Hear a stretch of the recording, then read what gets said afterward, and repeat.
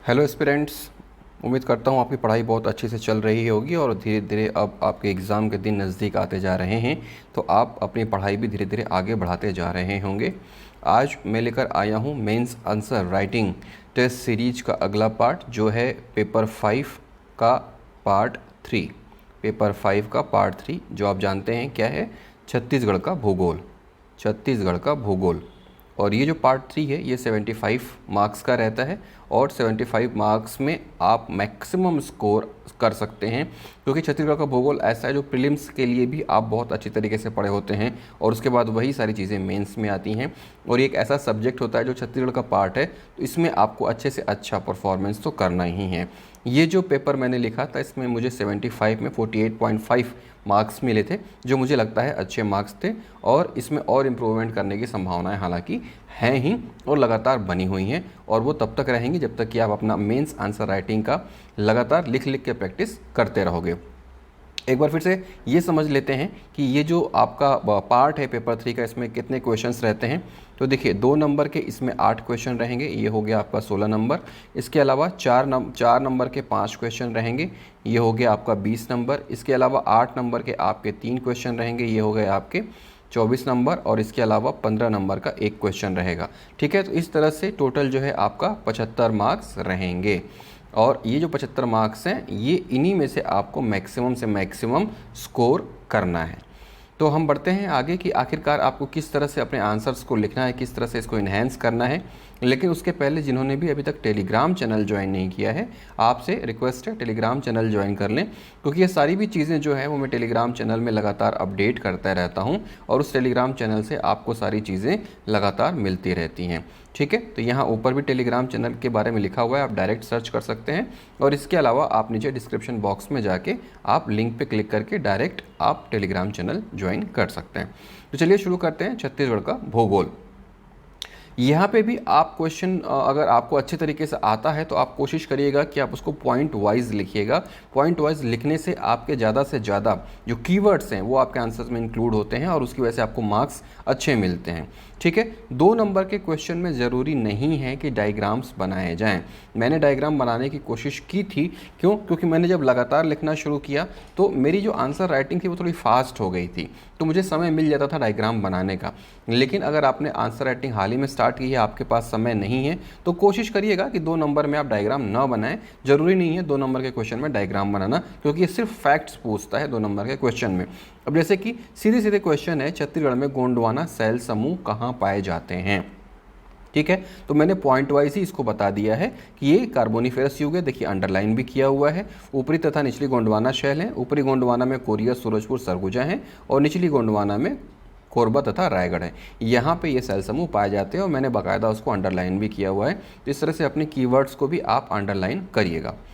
Next question देखते हैं, छत्तीसगढ़ में वर्तमान में प्राप्त किस समुदाय को कृषि का दर्जा दिया गया है। ये देखिए जियोग्राफी में क्वेश्चन आया हुआ है छत्तीसगढ़ का, लेकिन ये क्वेश्चन एक्चुअल में करंट अफेयर का क्वेश्चन है और ये सिंचाई से संबंधित है और कृषि से संबंधित है कि कृषि का दर्जा दिया गया है। आपको याद होगा मत्स्य पालन को दिया गया था दर्जा। ठीक है, इसके अलावा लाख को भी कृषि का दर्जा दिया गया था, तो इसीलिए ये क्वेश्चन यहाँ पे बना है। तो आपको अपने सब्जेक्ट के साथ साथ आपको करंट की चीज़ों को भी फोकस रखना है। करंट की चीज़ें भी आपको देखना है कि आपके किस सब्जेक्ट का पार्ट हो सकते हैं। ठीक, और उसके आंकड़े भी अगर आप डालते हैं तो आपको अच्छे मार्क्स बिल्कुल मिलेंगे। आंकड़ों को अंडरलाइन करिए, जो मेन कीवर्ड्स है उसको अंडरलाइन करिए। नेक्स्ट क्वेश्चन है, मुख्यमंत्री शहरी विद्युतीकरण योजना पर टिप्पणी करिए।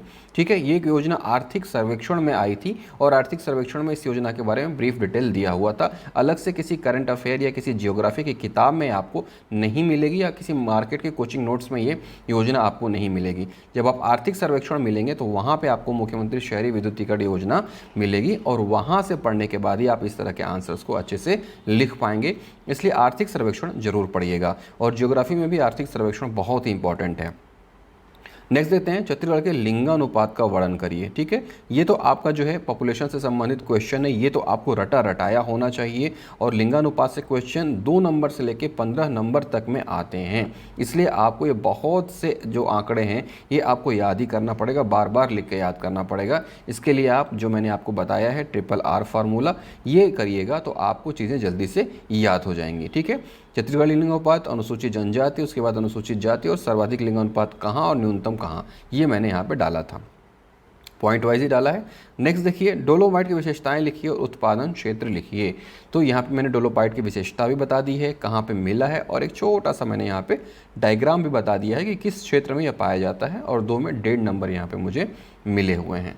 तो इस तरह से अगर आपके पास समय है, आपकी राइटिंग प्रैक्टिस अच्छी हो गई है, तो आप डायग्राम बनाइएगा। लेकिन आपको लगता है कि आपका समय ज़्यादा लगेगा 2 नंबर में अगर आप डायग्राम बनाते हैं, तो आप डायग्राम मत बनाइएगा। अब जैसे कि ये क्वेश्चन, यहाँ पे इस डायग्राम की कोई ज़रूरत नहीं थी, हालांकि फिर भी मैंने बना दिया था और इससे मेरे मार्क्स पे भी कोई फ़र्क नहीं पड़ा, मुझे सिर्फ यहाँ पे 1 नंबर ही मिले हैं 2 में।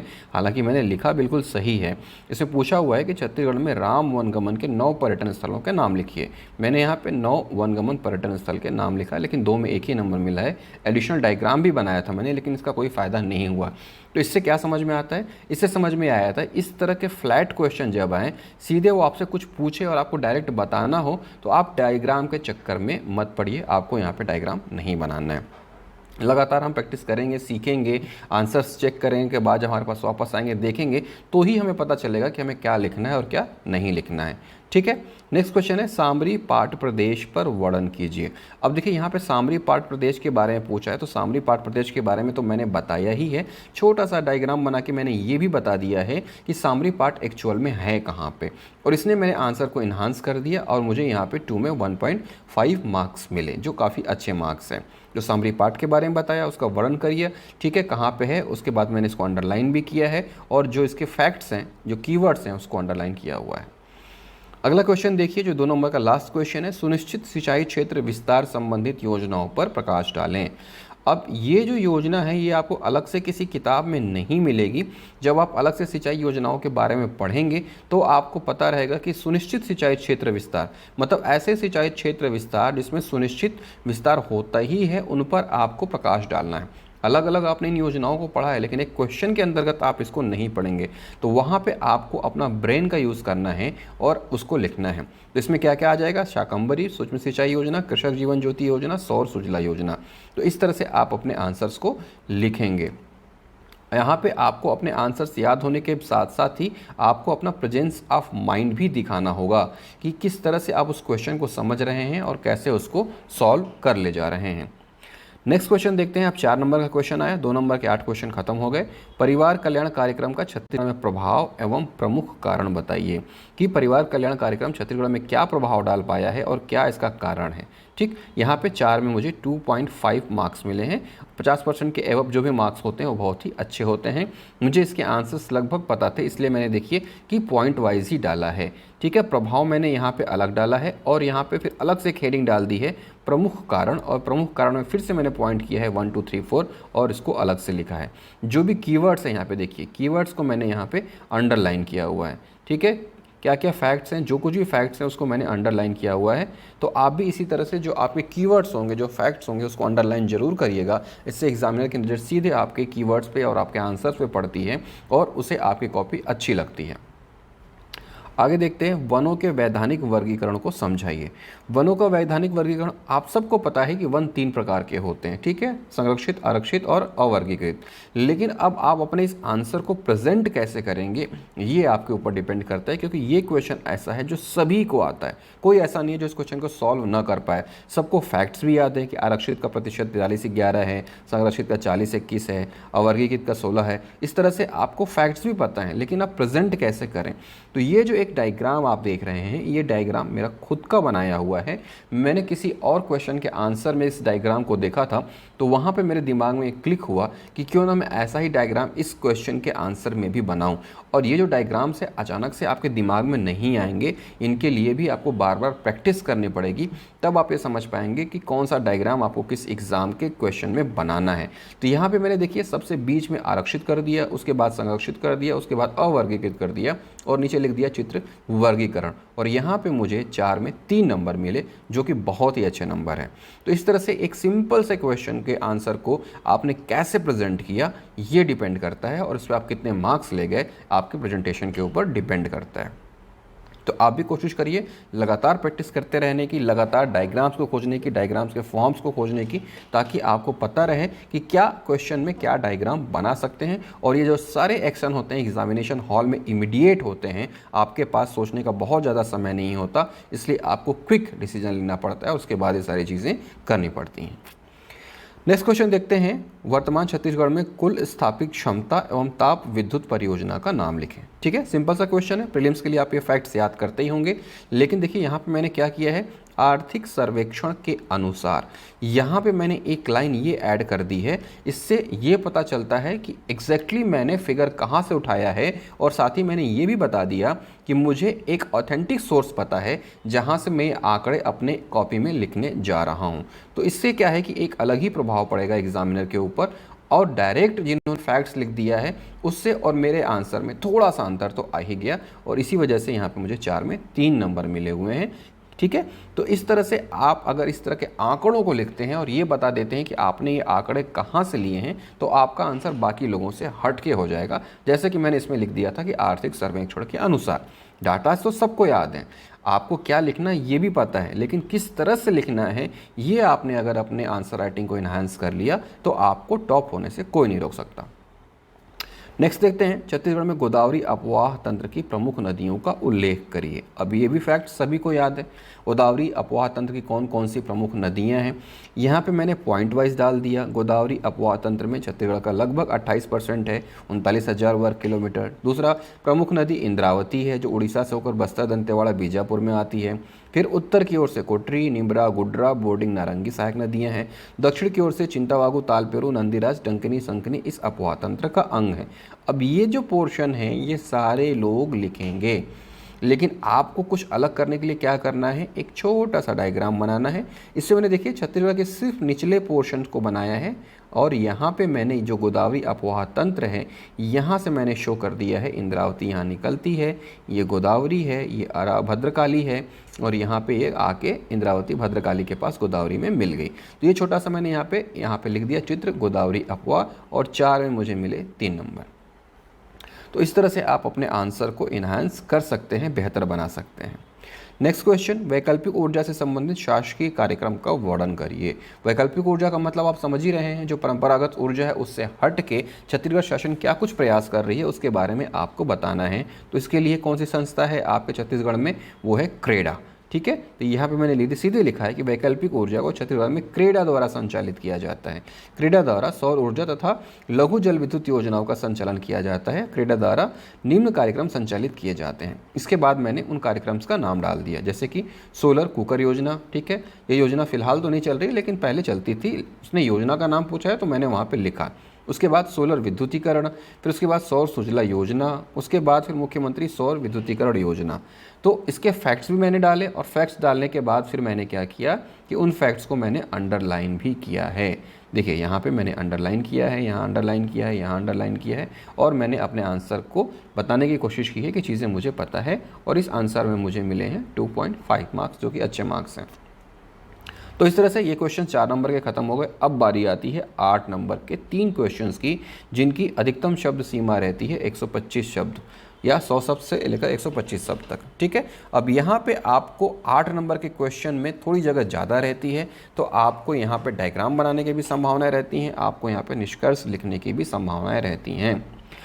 अब जो क्वेश्चन है, जनसंख्या से लेकर 2-3 क्वेश्चन तो आपको रहते ही हैं, इसलिए जनसंख्या वाला पोर्शन आपको बहुत अच्छे तरीके से कवर करना है, क्योंकि इसके जो फैक्ट्स है वो न सिर्फ आपके जियोग्राफी में काम आएंगे, आपको प्रीलिम्स में पहले तो काम आएंगे, उसके बाद फिर आपके एसे में काम आएंगे, उसके बाद फिर आपके जियोग्राफी वाले पोर्शन में काम आएंगे, इसलिए आपको अच्छे से इसको याद करना है। अब देखिए, छत्तीसगढ़ में जनसंख्या वृद्धि दर 1921 से 2011 तक समझाइए। अब कुछ लोग पूछते हैं कि सर ये मार्केट की गाइड से पढ़ के क्या मैं प्रीलिम्स और मेंस क्लियर नहीं कर सकता? तो कौन सी गाइड में इतना क्लियर कॉन्सेप्ट दिया हुआ है 1921 से 2011 तक जनसंख्या वृद्धि दर? नहीं दिया हुआ। ये तभी होगा जब आप बेस बुक पढ़ेंगे, और बेस बुक में ये फैक्ट्स एज इट इज़ लिखा हुआ है। तो यहाँ पे देखिए, मैंने आंसर्स भी इसका लिखा हुआ है कि निम्न श्रेणियों में विभाजित कर सकते हैं। पहला तीव्र ह्रास की दर, दूसरा मध्यम वृद्धि का समय, तीसरा तीव्र वृद्धि की दर।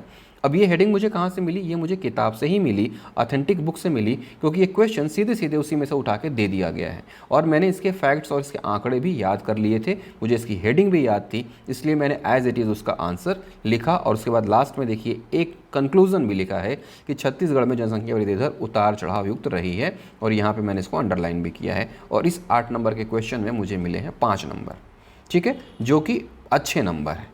तो इस तरह से आप ऑथेंटिक बुक पढ़ेंगे तो आपके क्वेश्चन अच्छे रहेंगे, आपका आंसर इन्हांस होगा और आपको मार्क्स अच्छे मिलेंगे। अब आपको एक और फ्लो चार्ट दिखाता हूँ जो मैंने खुद बनाया है और इसे मैंने बार बार प्रैक्टिस करने के बाद खुद से ही सीखा है।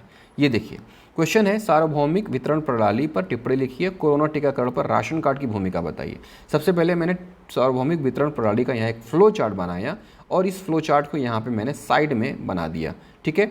राशन वितरण क्रम बना दिया मैंने, क्या होता है सार्वभौमिक वितरण प्रणाली, फिर धान का उपार्जन होता है, फिर उसके बाद मंडी में जाता है, फिर छत्तीसगढ़ वेयर हाउस में जाता है, फिर राइस मिलर के पास जाता है, फिर छत्तीसगढ़ वेयर हाउस में आता है, उचित मूल्य की दुकानों में जाता है, उसके बाद हितग्राही हो जाता है। तो ये एक मैंने सार्वभौमिक वितरण प्रणाली का एक क्रम बता दिया कि आखिरकार ये संपन्न कैसे होता है। और उसके बाद यहाँ छोटा सा ब्रीफ करने के बाद यहाँ देखिए एक अलग से हेडिंग डाली, कोरोना टीकाकरण एवं राशन कार्ड। क्यों? क्योंकि आधा पोर्शन सार्वभौमिक वितरण प्रणाली का है और आधा पोर्शन कोरोना टीकाकरण पर है, इसीलिए मैंने इसको आधे में कोरोना टीकाकरण को लिखा हुआ है और उसके साथ उसके डाटाज भी डाले हैं, कौन सी योजना के अंतर्गत लगाए गए थे, कितने परिवार थे, कितने लोगों को लगाया गया है और इसमें मुझे मिले हैं 5.5 मार्क्स।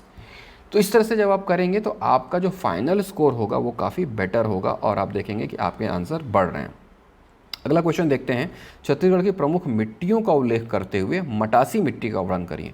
प्रमुख मिट्टियों का उल्लेख करते हुए, अब देखिए यहाँ पे भी क्वेश्चन को आपको 2 पार्ट में तोड़ना है। सबसे पहले तो आपको क्वेश्चन को तोड़ना सीखना है कि एक ही क्वेश्चन नहीं है, एक क्वेश्चन में 2 क्वेश्चन है। प्रमुख मिट्टियों का तो उल्लेख करना ही है, मटासी मिट्टी का अलग से उल्लेख करना है। दैट मीन्स कि आपको 60% में बाकी मिट्टियों के बारे में बताना है और 40% में आपको मटासी मिट्टी के बारे में बताना है। तो यहाँ पे मैंने एक हेडिंग डाली, उसके बाद मैंने शुरुआत करी। मैंने सबसे पहले बताया लेटराइट मिट्टी के बारे में, उसके बाद मैंने बताया काली मिट्टी के बारे में, उसके बाद मैंने बताया लाल बलुई मिट्टी के बारे में और लास्ट में मैंने बताया मटासी मिट्टी के बारे में। और मटासी मिट्टी के लिए आप देखेंगे कि मैंने स्पेस ज़्यादा लिया है, ज़्यादा स्पेस का इस्तेमाल किया है। क्यों? क्योंकि अलग से इसको पूछा था, इसलिए मैंने इसको अलग से समय दिया है। इसके अलावा 8 नंबर का क्वेश्चन है तो यहाँ पे मैंने एक डायग्राम भी बनाया है छत्तीसगढ़ का और छत्तीसगढ़ में कौन सी मिट्टी कहाँ पाई जाती है ये मैंने लेबलिंग की है। मटासी, काली, लाल बलुई, लाल दोमट, काली और लेटेराइट, और अलग अलग सिंबल से उसको मैंने लेबलिंग की है ताकि एग्जामिनर को पता चल जाए। और इस क्वेश्चन में मुझे मिले हैं 8 में 5 नंबर, जो कि अच्छे मार्क्स हैं। आप लोगों को लगता होगा जो पहली बार एग्ज़ाम देने जा रहे हैं या देंगे, उनको लगता है कि सब कुछ सही सही लिखने के बाद ही मार्क्स कम क्यों मिलते हैं। तो देखिए पीएससी की कॉपी काफ़ी टाइट चेक होती है, तो आप ये भी सोचिए कि कभी भी कोई जो टॉपर होता है उसके मार्क्स 60% के आसपास रहते हैं तो वो टॉप कर जाता है।